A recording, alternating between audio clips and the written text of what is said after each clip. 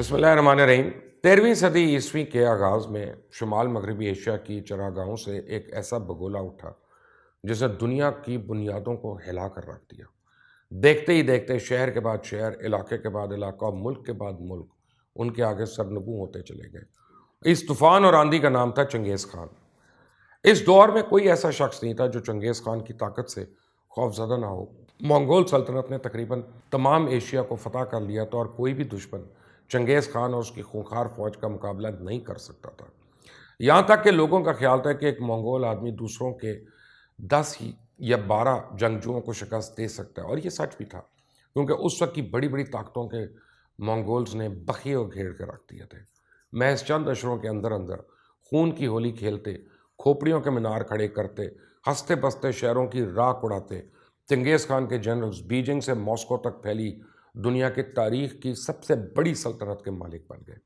اپنے عروج کے دور میں منگول سلطنت 3 کروڑ مربع میل یا کلومیٹر سے پھیلی ہوئی تھی، اور چنگیز خان دنیا کے انتہائی خوفزدہ یا خوف دلانے والے تاریخی شخصیات میں سے ایک۔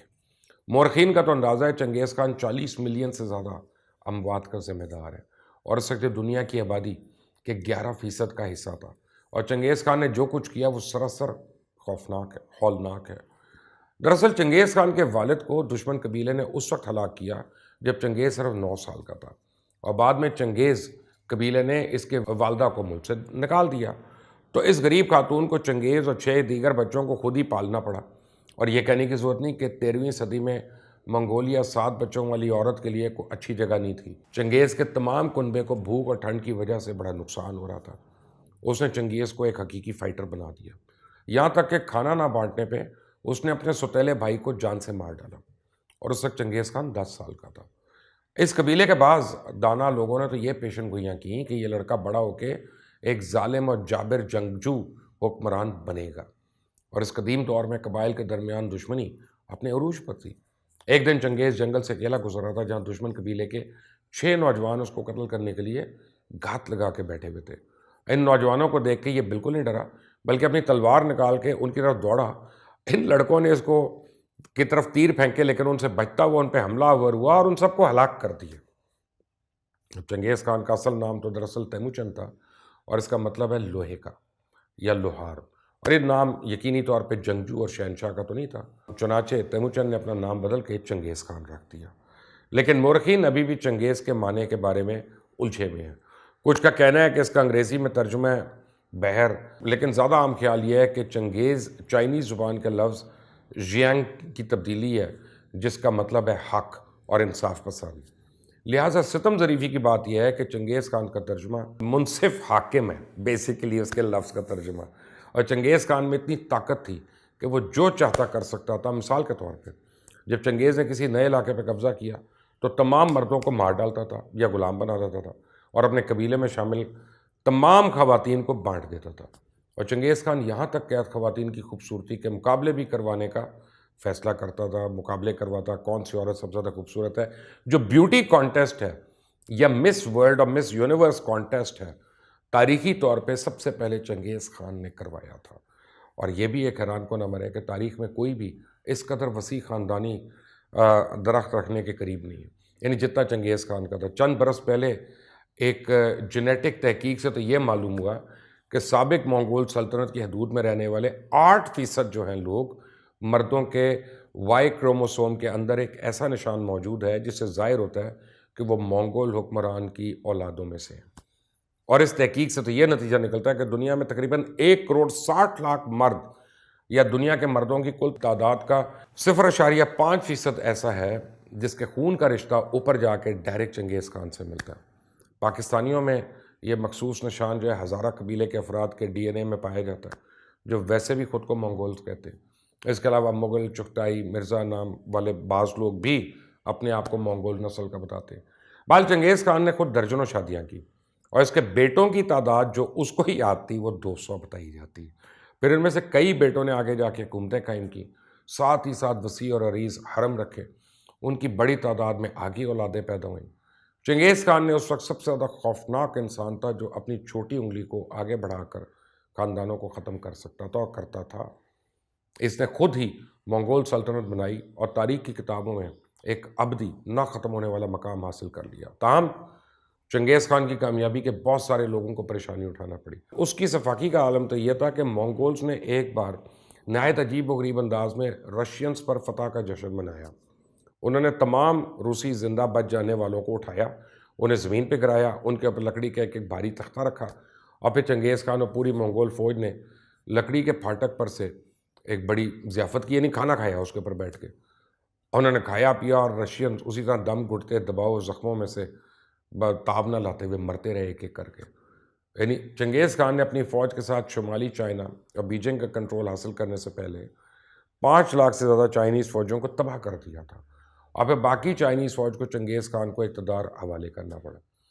چائنا پہ حملہ آور ہونے میں اس کے راستے میں سپاسا، تائی جوت اور ترتاری نامی 3 بڑے قبیلے آتے تھے، لہٰذا چائنا پہ حملہ کرنے سے پہلے اس نے ان تینوں قبائل پہ حملہ کر کے ان کو اپنا فرماندار بنایا، اور پھر ان قبیلوں کی اکثریت کو اپنے لشکر میں شامل کیا، اور اس نے چائنا کو 2 دفعہ اس کے پر راج کیا۔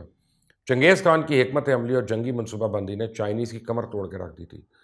جتنا منگولینز چنگیز خان سے پیار کرتے ہیں، ایرانی اس سے اتنی ہی نفرت کرتے ہیں، اور اس کی ایک جائز وجہ ہے کہ خوارزمین میں سلطنت ایران کے سرزمین میں واقع تھی، اور اس وقت یہ ایک بہت ہی طاقتور خاندان تھا جب تک منگول سلطنت نے اس پر حملہ نہیں کیا۔ صرف چند سالوں میں منگولز نے چنگیز خان کے ساتھ مل کر خوارزمین سلطنت کو مکمل طور پہ تباہ کر دیا، اس کو فتح کر لیا۔ علماء کرام کا اندازہ ہے کہ جنگوں کے دوران چنگیز خان نے تقریباً 3/4 ایرانیوں کا قتل عام کیا، اور یہ تاریخ کی سب سے بڑی نسل کشی میں سے ایک ہے۔ ایرانیوں کو چنگیز خان کے گہرے زخموں کو بھرنے میں 700 سال لگے۔ آج بھی ایرانیوں کا ایک قول ہے کہ گویا منگولوں نے حملہ کیا۔ تو اس لیے ماہرین کا ماننا ہے کہ مغربی تہذیب صرف اس وجہ سے پھول سکی کہ منگولز نے اس وقت کی برتر مسلم تہذیب کو تباہ کر کے مغرب کے لیے راستہ ہموار کیا۔ چنگیز خان اور منگولز نے افغانستان سمیت پورے عالم اسلام میں وہ عبرت انگیز نقوش چھوڑے کہ انسانیت تھرا جاتی ہے۔ چنگیز خان نے شمالی چائنا اور افغان سرحد کے کئی علاقے فتح کیے، بخارا اور سمرقند کے علاقوں کو لوٹا، ہرات پر قبضہ کر لیا۔ اس بار ٹرکی اور جنوب مشرقی یورپی ممالک کا رخ کیا، اور اس کی فوجوں نے ساؤتھ رشیا اور شمالی ہند تک یلغار کی۔ انٹرنیٹ اور تاریخ کی کتابوں میں چنگیز خان کی بہت سی تصویریں ہیں، لیکن حقیقت یہ ہے کہ حقیقت میں کوئی نہیں جانتا کہ چنگیز کی شکل کیا تھی۔ چنگیز خان نے لوگوں کو کسی بھی طرح سے وہ اپنی عکاسی کرنے سے منع کیا تھا۔ اس کا مطلب ہے کہ چنگیز خان کی ظاہری طور پہ کوئی پینٹنگ، مجسمہ، حتیٰ کہ تحریریں موجود ہی نہیں ہیں۔ مورخین نے کچھ ایسے ریکارڈز ڈھونڈتے رہتے جو چنگیز کی مماثلت کے بارے میں بات کرتے ہیں، لیکن وہ بہت ہی مبہم اور ناقابل اعتبار ہے۔ چنگیز خان ایک ظالمانہ یا ظالم حکمران تو تھا، لیکن دنیا کے تمام مختلف مذاہب کا وہ حقیقی پرستار بھی تھا۔ اس نے اپنے فارغ وقت میں اسلام، بدھ مت، تاؤ مت، عیسائیت ان کا مطالعہ کیا، اور منگول سلطنت کو ایک ایسی جگہ بنانا چاہتا تھا جہاں مختلف مذہبی نظریات رکھنے والے لوگ سکون کے ساتھ رہ سکیں۔ چنگیز کا تو کہنا تھا کہ یہ عیسائی اور مسلمان اور بدھ کی ٹیموں کے مابین ایک بحث شروع کی، یعنی انٹرفیتھ ڈائلاگ اس نے شروع کیا تاکہ یہ طے کیا جا سکے کہ مذہب کون سا بہتر ہے۔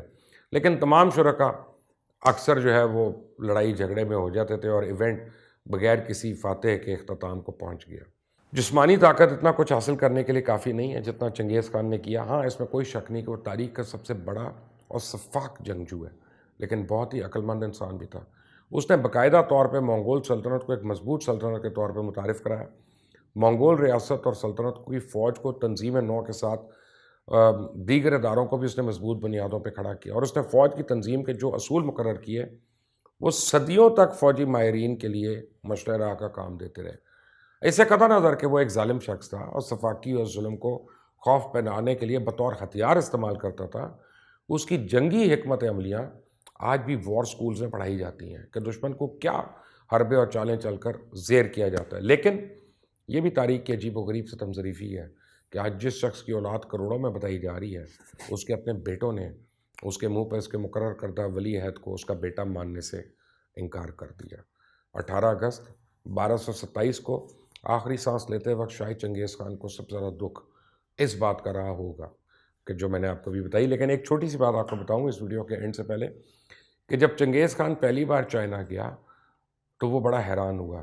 اور چائنا میں اس نے زندگی میں پہلی بار رائٹنگ دیکھا کہ لکھا ہوا اسکرپٹ ہے، اور اس کو پتہ نہیں تھا اس سے پہلے کہ الفاظ لکھے جاتے ہیں یا باتیں لکھی جاتی ہیں، تو وہ خوفزدہ ہو گیا۔ اور اس نے اپنا جو پوتا کبلائی خان جو پیدا ہوا تھا 6 مہینے کا تھا، اس نے کہا اس کو چائنیز لوگ پرورش کریں گے، کیونکہ اس قوم کو ہم ہرا سکتے ہیں، دبا کے نہیں رکھ سکتے، یہ ایک دن دوبارہ ہمیں مارے گی، اوپر آ جائے گی۔ تو تب اس نے کبلائی خان کو تمام رشتہ داروں کے ساتھ وہیں پہ چھوڑا، اور پھر Kublai Khan became the great Khan. لیکن قبضہ کرنے کی کیا طریقہ تھا؟ چائنا میں سب سے پہلے اس نے دیکھا آتش بازی۔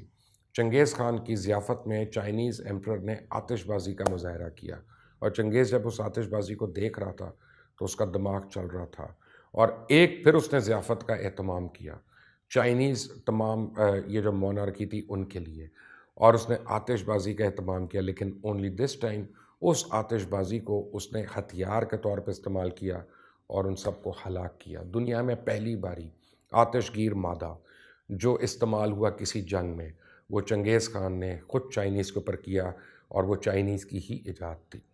اگر آپ مزید ایسی چیزیں سننا چاہتے ہیں تو اس چینل کو سبسکرائب کریں، بیل آئیکن کو پریس کریں۔ On to the next time.